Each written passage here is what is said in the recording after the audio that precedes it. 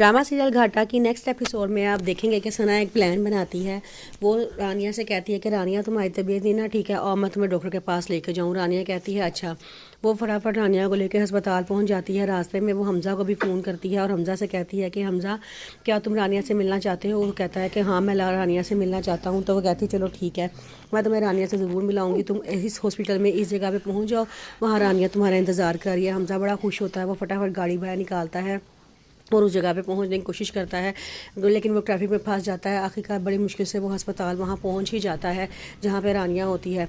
सना वहाँ रानिया से कहती है कि मैंने अपॉइंटमेंट लेना भूल ही गई थी, चलो मैं अपॉइंटमेंट लेकर आती हूँ, तुम यहाँ खड़ी हो। रानिया को बड़ा गुस्सा आता है। वो कहती है कि तुमने अगर डॉक्टर के पास आना ही था तो कम अज़ कम अपॉइंटमेंट तो ले लेती। तो कहती है चलो छोड़ो ना, मैं अपॉइंटमेंट लेकर आती हूँ, तुम यहीं खड़ी रहना, यहाँ से कहीं जाना ना।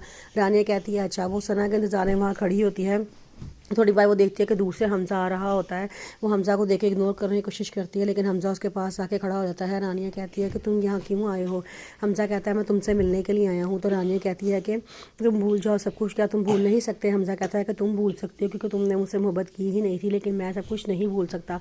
रानिया कहती है कि अब तुम सब कुछ भूल जाओ क्योंकि अब कुछ भी बदल नहीं सकता, बहुत कुछ अब तब्दील हो चुका है। हमज़ा कहता है कि नहीं ऐसा कुछ नहीं हो सकता, मैं उस दिन तुम्हारे पास आया था, मैंने तुम्हें कितनी आवाज़ें दी थी, तुम एक दफ़ा मेरा हाथ थामती मैं तुम्हें सबसे दूर ले जाता। आगे से रानिया कहती है कि मैं उस वक्त बस मजबूर थी, मैं तुम्हें सिर्फ यही कह सकती हूँ और मैं कुछ नहीं कह सकती।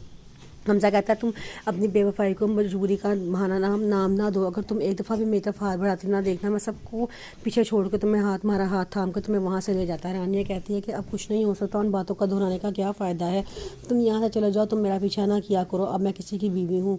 आगे से हमज़ा कहता है कि कैसे हो सकता है। सना वहाँ पर बड़ा खुश खड़ी होती है कि दादी इसको फ़ोन करती है, कहती है कि सना तुम कहाँ हो। तो सना बताती है कि मैं हमज़ा को रानिया से मिलवाने के लिए लेकर आई हूँ। अब देखना जब दानिश हमज़ा और रानिया को एक दूसरे के साथ देखेगा ना, उसकी आग और भड़केगी और दोनों की दुश्मनी और बढ़ेगी। अगर दादी इसको समझाती है तो तुमने क्या किया है, इसने बिल्कुल गलती की है, अब वो दोनों आपस में लड़ेंगे, इसमें रानिया का कोई नुकसान नहीं होगा, लेकिन हमारा अगला प्लान नाकाम हो जाएगा। सना कहती है हाँ ये तो मैंने सोचा ही नहीं था। दादी कहती है जल्दी से दानिश को फ़ोन करो, उसको मना करो कि वो अस्पताल ना आए। रानी कहती है अच्छा चलें ठीक है, आप फ़ोन बंद करें, मैं जल्दी से दानिश को फ़ोन करती हूँ। फटाफट दानिश को फ़ोन करती है। दानिश को कहती है कि दानिश अस्पताल ना आओ। दानिश कहता है कि क्यों, अब क्या हो गया है। तो वो कहती है कि मैंने तो तुमसे मजाक किया था, मैं फारिग थी, मैंने कहा चलो मैं कोई ना कोई मजाक कर लेती हूँ, मैंने तुमसे मजाक किया था। दानिश कहता है तुम्हारी औकात है मजाक करने वाली। वो गुस्से में वहाँ चला जाता है, कहता है कि अब तुम रिक्शे में ही आना जैसे तुम वापस गई थी।